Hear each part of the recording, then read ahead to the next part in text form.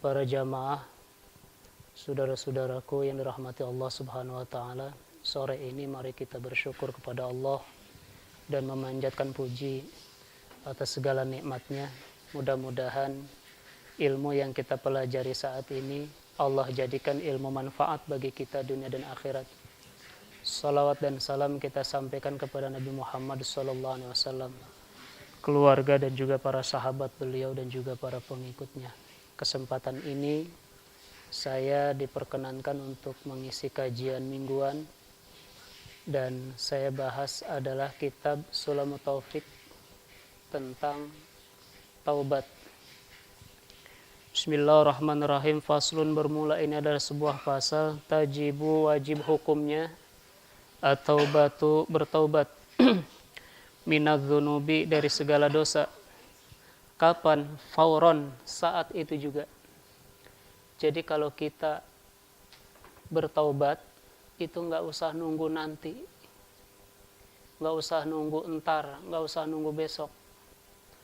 Kapan kita berbuat salah, kapan kita tahu itu adalah perbuatan salah, kita lakukan saat itu juga kita harus bertaubat. Kenapa? Karena para ulama menjelaskan bahwa umur kita itu hanya ada 3 tempat. Pertama, saat kita menghirup napas. Yang kedua, saat napas kita ada di dalam dada. Yang ketiga, ketika napas itu kita keluarkan. Setelah itu, apakah kita masih bisa narik napas lagi atau tidak, kita nggak tahu. Jadi itulah anjuran para ulama, kita diwajibkan bertaubat fauron, saat itu juga. Nggak boleh kita nunggu nanti-nanti, nggak boleh kita nunggu entar atau besok. Besok juga kita berbuat lagi salah, besok juga kita dosa lagi. Nggak boleh begitu. Sebab apa? Usia kita nggak tahu sampai kapan akhirnya. Pernah nggak kita nunda makan? Sekarang kita makan, besok juga makan juga, besok sekalian. Kagak. Karena laparnya sekarang juga kita udah makan. Kita tunda besok makin hancur perut. Sebab itu kita nggak boleh tunda-tunda urusan begitu. Bagi siapa? Ala kulli mukallafin, bagi setiap orang mukallaf. Mukallaf itu orang yang kena hukum taklif, yaitu yang sudah baligh. Artinya mukallaf itu orang yang apabila dia berbuat dosa, orang yang berbuat salah dia berdosa, dan orang yang berbuat kebaikan dia mendapatkan pahala. Itu mukallaf namanya. Jadi orang yang sudah mumayyiz, yang sudah baligh, itu sebutnya mukallaf. Kalau kita ini bukan mukallaf lagi, super udah kelewat mukallaf. Apa syarat bertaubat? Nah, ini harus kita pakai nih. Jadi taubat itu enggak cuma sekedar astaghfirullahalazim. Istighfar kita kan kalau lagi ada geledek doang, bleger astaghfirullahalazim. Itu bukan karena dosa, itu mah kaget. Kadang udah ulah kobra gitu. Istighfar tuh gitu. Jadi istighfar itu karena dosa, kudunya gitu. Apa syaratnya taubat? Wahya, yang pertama an-nadamu, yaitu harus menyesal. Taubat itu harus menyesal. Jadi kalau taubat itu malah membanggakan perbuatan, gua dulu lagi muda, perempuan yang mana gua udah rasain, paham tuh. Minuman merek apa udah gue cobain, sekarang sih gue udah tobat gitu. Itu bukan tobat namanya, sebab dia membanggakan. Jadi kalau tobat itu harus menyesal betul, ya Allah dulu saya pernah begini, pernah begitu. Begitu. Yang udah kawin sekarang udah pernah nikah nih, kudu tobat tuh, dulu pacaran kayak gimana itu tuh. Kudu tobat tuh. Ya Allah dulu. Yang kedua, syarat taubat itu wal iqla', yaitu melepaskan perbuatannya. Perbuatan salah itu harus ditinggalkan, harus dilepaskan. Jadi tidak bisa kita sambil bertaubat sambil masih melakukan perbuatan itu, perbuatan salah. Itu namanya bukan taubat. Kita main-mainin taubat. Lalu bagaimana kaitannya dengan istighfar? Kita mohon ampun kepada Allah saat itu juga. Kalau besok lagi kita berbuat salah, itu urusan besok. Yang sekarang kita bersalah, sekarang juga harus taubat. Karena belum tentu besok kita berbuat lagi, ataupun belum tentu besok kita masih hidup atau tidak. Jadi saat itu juga kita bersalah, saat itu juga kita mohon ampun dan bertobat kepada Allah. Karena tidak ada yang tahu besok kita mati apa masih hidup. Banyak ketika saya kemarin punya uak usianya 115. Dia masih gagah. Cuman jalan kaki 3 sama tongkat 1. Kaki gigi bersih lagi. Enggak ada pisan. Begitu saya datang jam 3 sore, dia datang salaman sama saya pulang. Jam 9 malam dikabarin meninggal. Ya saya kagak tahu begitu saya pulang kali ijro'nya nyusul apa gimana, saya kagak tahu, udah wallahu alam itu. Yang jelas emang udah umurnya gitu. Ada juga orang yang sakit waktu itu saya datang jam 4:30, pas maghrib 5:30 saya pulang, maghrib jam 6:05 dia meninggal. Saya kalau ngelongokin orang sakit jadi ngeri-ngeri juga tuh. Tapi itu dari dulu sebelum saya di Barjah emang udah begitu dulu gitu. Ditambah lagi sekarang begitu ada ambulan yang mungkin jadi baik. Wal iqla. Jadi perbuatan dosa itu harus kita lepas, harus kita tinggalkan. Kalau kita mau bertobat, umpamanya kita resep sama perbuatan-perbuatan ghibah gitu ya. Ghibah itu kan masih ngomongin orang. Itu tidak diampuni dosanya oleh Allah. Kalau itu orang yang kita omongin memaafkan kita. Jadi ngomongin orang nih, gosip orang, itu tidak akan diampuni dosa kita oleh Allah. Kalau itu orang yang kita omongin tidak memaafkan kita. Ini hati-hati nih, yang suka pada nonton gosip-gosip tuh. Biarin aja itu para tabas bercerai mania dan yati, urusan dia itu. Ngapain kita? Jadi Yahoo. Ya pas kasih kita buka Yahoo nongolnya dia, mau diapain lagi? Jadi lo kan komputer kita mau balikin ke sono. Jadi itu urusan dia, kita nggak usah ikut-ikutan, apa untungnya buat kita, gitu kan? Yang suka ngomongin tuh ada aja. Kita kalau lagi ceramah tuh karena diomongin juga sama jamaah dia juga gitu. Ustadz gemuk banget ya, gitu. Jarang puasa kali ya, begitu. Pikiran kita aman kali, kita mah kurus gitu, begitu naik kurus diomongin juga, Ustadz kurus banget, bininya galak kali ya.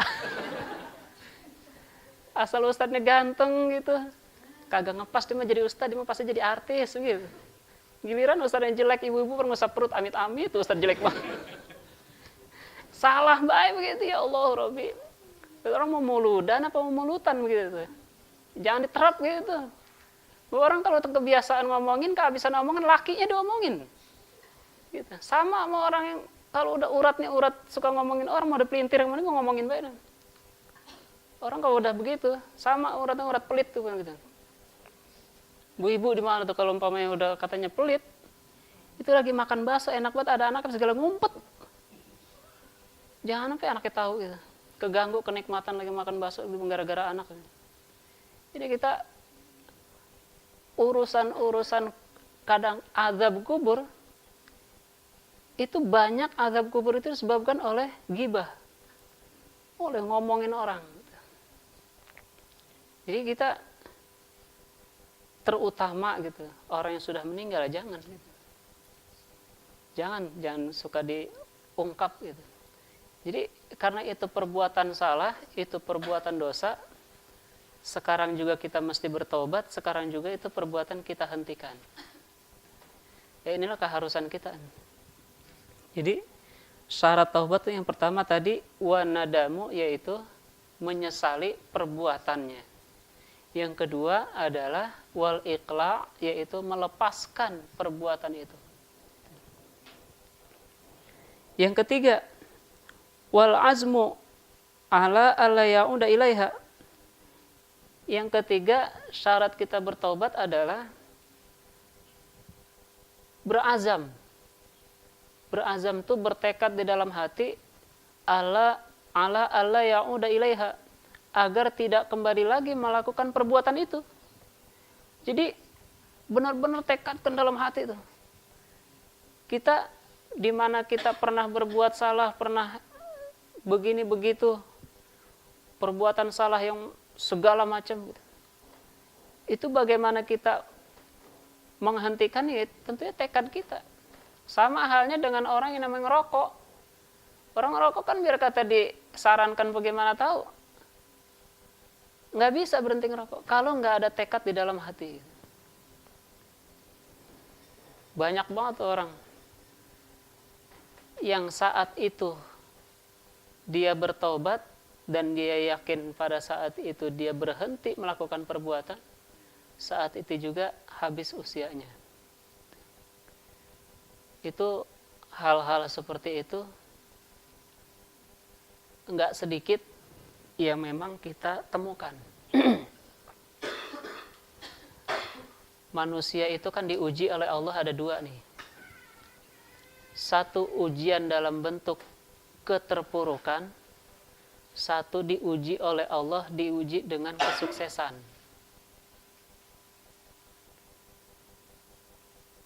Ada orang banyak manusia yang kuat ketika diuji dengan kemiskinan dan keterpurukan, tapi jarang sekali dia mampu, jarang sekali dia kuat ketika diuji dengan kesuksesan dan keberhasilan.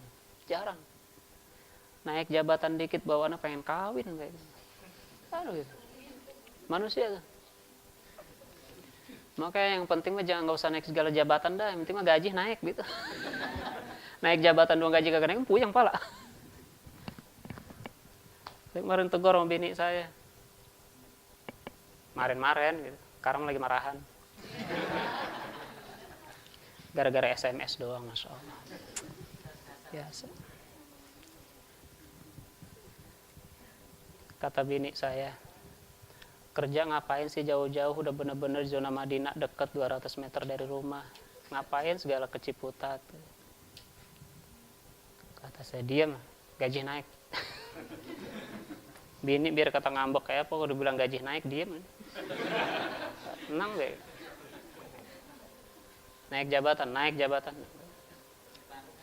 Begitu ketahuan kemarin tuh, saya tanda tangan kontrak bulan Maret, sekarang nih, udah setahun nih. Mau puasa baru ketahuan tuh. Saya suka ngangkutin jenazah. Ya, sekali naik jabatan ngurusin mayat begitu. Kata bini, diem gaji naik. Orang kata gue, diem gaji naik, diem. Kalau orang perempuan tuh cepet daya tangkapnya, walaupun kalau ngaji itu ngobrol gitu. Ngobrol. Kalau ngaji kan rebutan tembok, di mana tembok senderan gitu. Orang perempuan gitu.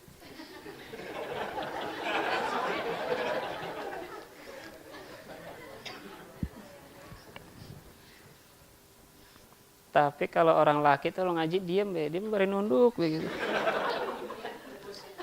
Dari kita pertama pembukaan sampai kita doa masih nunduk baik. Gue kirain mah paham, pules. Ampun manusia.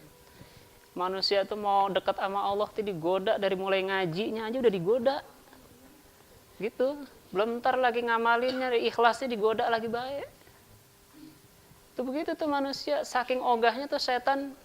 Ada manusia masuk surga saking ogahnya tuh. Ini kita jangan GR nih, nganter-nganterin bantuan kemana-mana tuh. Orang hebat bener bang, terima kasih abang udah ngasih bantuan ke saya. Gue terima kasih sama lu, kan gara-gara lu gue jadi kerja, begitu. Jangan kita terima kasih lo, kalau kagak ada gue sama lu kagak bisa gitu loh, gitu. Nggak boleh gitu kita, emang kita cuma nganterin doang, kita digaji lagi di mana ibadahnya kita kan gitu. Gitu renungan udah jangan GR gitu. Ada jenazah kita ke Lampung gitu. Kita gratis kan, orang susah banget kan. Pak, saya terima kasih sama Bapak. Bapak terima kasih. Saya terima kasih sama Bapak. Yang pun nggak salah, Pak. Kagak, masa Ustadz salah. Mau bagaimana sih? Tinggal. Berangkat. Pak, nggak istirahat. Ada mayat lagi, Pak. Saya buru-buru. Udah nggak bisa ditunda gitu. Jadi kita berazam tuh, yakin dalam hati, nekatkan benar dalam hati bahwa itu perbuatan dosa harus kita hentikan saat itu juga. Perkara besok bagaimana, itu urusan besok, gitu. Karena kita nggak ada jaminan gitu. Cuma jangan direncanain besok gue begitu lagi dah, gitu. Jangan. Dulu waktu saya jadi surveyor, dulu nih ceritanya dulu masih di LPM tuh. Jadi surveyor. Ini surveyor kan di motor. Di depan ada cewek naik motor. Udah waktunya belok ke gang lagi ngikutin begitu. Ngikutin begitu. Itu kan dosa, itu salah namanya begitu. Istighfar. Perkara besok ketemu lagi itu urusan besok dah gitu. Sebab apa? Belum tentu besok kita ketemu lagi sama itu jalanan karena kita nggak tahu besok kita masih hidup apa kagak. Gitu. Ya ini manusia. Saya saat ini posisi lagi begini, Anda jangan berkira saya ini orang yang baik, belum tentu. Allah yang Maha tahu. Sebab itu ketika kita dipuji sama orang, bisa jadi itu sesuatu yang menjerumuskan bagi kita. Sebab apa? Dipuji sama orang yang tidak tahu siapa sebenarnya kita, itu kan namanya pembodohan. Kita bangga di situ. Oh, itu berarti kita senang sama dibodohin orang kalau begitu. Kalau kita dipuji sama Allah, itu yang luar biasa. Kenapa? Allah Maha tahu siapa kita. Gitu. Jadi kadang-kadang kita dipuji, oh masuk TV hebat, masuk TV, Allahu Akbar Maulana Rahim, masuk TV aja sekarang lagi galau banget, tiba gara-gara sound system doang kan begitu. Masuk TV kira-kira coba. Kan ada orang yang dakwah karena popularitasnya, ada orang yang popularitas karena dakwahnya. Itu tinggal kita mau pilih mana, gitu. Kalau orang yang popularitas karena dakwahnya, mau digroyok sama gosip kayak apa juga nggak bakalan utak-utik, nggak bakalan goyang. Kenapa? Dakwah yang membuat dia popularitas, masyarakatnya ngangkat. Tapi kalau dia dakwah karena popularitasnya, habis. Baru dicubit dikit udah gatel bener. Udah. Jadi disitulah ujian Allah kepada manusia, barangkali gitu. Ya kita lupa kalau kita sedang diuji dengan kesuksesan dan keberhasilan. Ini harus kita ingat dalam-dalam. Kenapa doa kita tidak pernah jarang diijabah oleh Allah? Sebab Allah Maha tahu siapa kita. Kalau kita minta, ya Allah, saya pengen jadi presidir ya Allah. Allah sanggup nggak ngasih kita kayak begitu? Sanggup. Allah Maha bijaksana. Allah Maha Kaya, Allah Maha Rahman. Tapi kan apakah pantas? Nah di situ Allah memberikannya. Karena itu kalau kita minta sesuatu, maka pantaskan diri kita yang diberikan sesuatu. Ya Allah, saya pengen punya mobil ya Allah. Pantaskanlah diri kita supaya punya mobil. Allah akan kasih kepada orang yang pantas itu. Lu punya motor doang, lu boncengin janda mulu. Bagaimana lu punya mobil kan begitu. Ini Allah Maha tahu gitu. Sekarang punya duit, ya Allah, saya pengen punya duit banyakan dikit apa ya Allah gitu. Segini-gini juga kagak maju-maju saya ya Allah. Sekarang punya duit dikit doang, mancing mulu di Empang. Coba deh. Kalau mancing kan gila-gilaan ya. Ikan aja udah 35.000 sekilo modalnya, belum empan. Kerotok 25.000.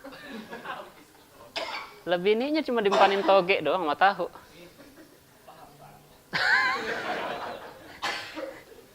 Itu saking begitunya tuh manusia tuh bela-belain hobi tuh. Allah yang Maha tahu, lu gua kasih duit segitu doang aja mancing melulu. Saya ingetin saudara-saudara yang punya hobi mancing. Tukang mancing itu mau bagaimana juga hidupnya nggak maju-maju, coba deh. Nggak bisa maju. Lu coba dah maju, nyungsep lu orang di galengan. Ya pun hidup di galengan mau maju, selangkah dong nyungsep kita.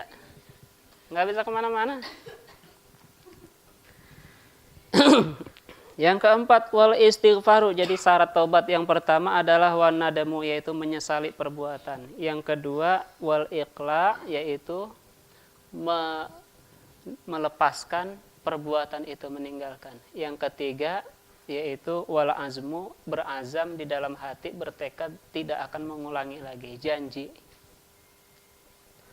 Yang keempat, wal istighfaru, mohon ampun kepada Allah Subhanahu wa taala. Ini istighfar kenapa ditempatkan nomor 4 oleh para ulama? Sebab kalau hanya istighfar tanpa kita menyesali, tanpa kita meninggalkan perbuatan, tanpa kita berjanji dalam hati untuk meninggalkan itu istighfar nggak ada artinya. Gitu. Kayak di parung jablay. Itu kalau kita lewat tangan bak-bakan gitu. Masya Allah karimulani rahim. Kalau orang pada pusing, hati-hati jalanan berlubang. Kalau saya nggak begitu, hati-hati lubang pada berjalan. Allah karimulani rahim. Ya kalau kita hidupin sirine, pada mecir dia. Apa sudah gitu? Kalau gitu mah ambulan gitu. Kirain mobil polisi. Itu bang pada minggir doang. Begitu mbak-mbakan tangan tuh. Maksudnya suruh nyetop kita gitu. Ya tapi dia juga ngerti dosa sama gitu. Ya kan dia tadi di kampung orang baik-baik. Bahkan dulu ada orang yang diteriakin. Ceritanya habis main sama gitu terus tinggal kabur. Teriakin sama tuh jablo, bang belum bayar lu dosa. Gitu. Astaga. Tapi ngerti dosa begitu tuh.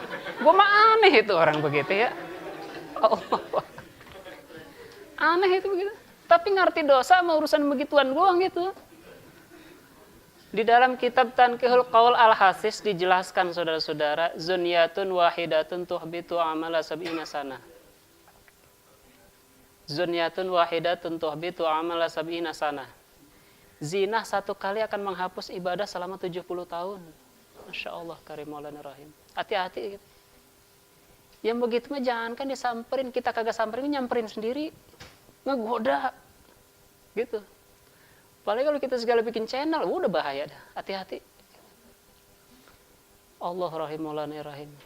Nah di sini kita, ya perlunya kita perkumpulan kayak begini. Gitu. Kalau kata kita di rumah ayab-ayaban kagak puguh, ya bahaya. Gitu. Ngeri gitu. Sebab itu, ya pergaulan mah bagaimana kita teman kita bagus ya kita jadi bagus. Ya kadang teman bagus itu kan selimutnya doang. Sebab sekarang udah banyak yang disebutnya minyak babi cap ontak. Kan berabe itu. Kalau yang disebutnya arwibowo, kamu pilih mana? Madu di tangan kananku, racun di tangan kiriku, itu mah jelas kita mau milih mana. Karena pilihannya jelas, ada madu di tangan kanan, ada racun di tangan kiri. Terus sekarang berabe udah. Yang pakai jilbab siapa, yang pakai peci siapa. Karena peci sama jilbab gampang dicari di Tanah Abang. Udah kagak bisa ada identitas di situ. Tukang obat aja karena nggak pakai sorban, udah kayak kiai. Coba. Tukang obat. Lama-lama ustad dulu pakai helm ustad tuh gitu. Biar beda bagaimana ke caranya dah. Terus sekarang nyaru ini ustad apa dukun, kita bingung begitu. Allah Robbi. Ustad kalau ceramah suruh pakai helm dah bagaimana ke caranya dah. Biar kita jelas gitu memilihnya gitu. Berabe gitu. Istighfar, kita mohon ampun kepada Allah Subhanahu wa taala.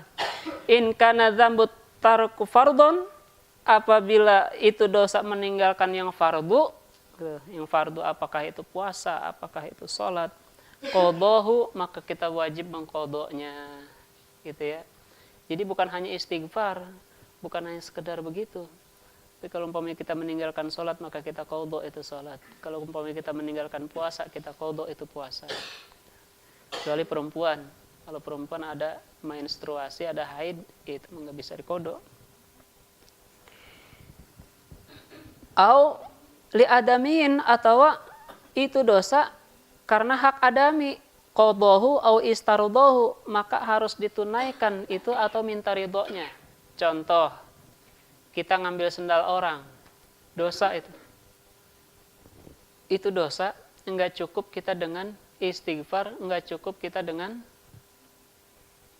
minta maaf, tapi itu sendal harus kita kembalikan. Kalau umpama kita nggak bisa kembalikan, maka kita minta ridhonya. sendal gue yang ngambil, sekarang udah kagak ada, biar buat gue deh, ikhlasin ya, tuh begitu. Jadi itu ulama saking sayangnya sama kita, bagaimana tobat kita supaya nasuha, maka dikasihlah jalan seperti itu. Ini saudara-saudara, mudah-mudahan Allah panjangkan umur kita, Allah sehatkan badan kita, Allah tetapkan iman Islam kita, kita diberikan keturunan yang soleh dan solehah, Allah akhiri hidup kita dengan kematian yang husnul khatimah.